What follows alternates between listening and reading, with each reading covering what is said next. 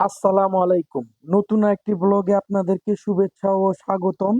সবাই ভালো আছেন, সুস্থ আছেন। তো রাকিনের খাতনা উপলক্ষে মিষ্টি আর জর্দা আত্মীয়-স্বজন, পাড়া-প্রতিবেশী সবাইকেই দেওয়া হয়েছিল।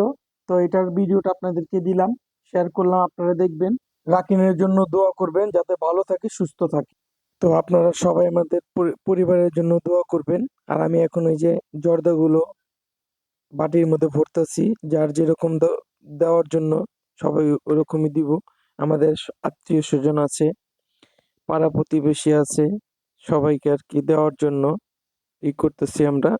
তো দেখতেই পারতেছেন খুব সুন্দর জর্দাটা হয়েছে, কালারটাও খুব সুন্দর।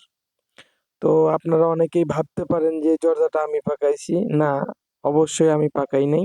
তো এটা প্রসিদ্ধ এক বাবুর্চিকে দিয়ে, আমাদের এলাকার বাবুর্চিকে দিয়ে পাকাইছি। তো তার হাতের খাবারগুলো খুবই মজা হয়, টেস্টি হয়।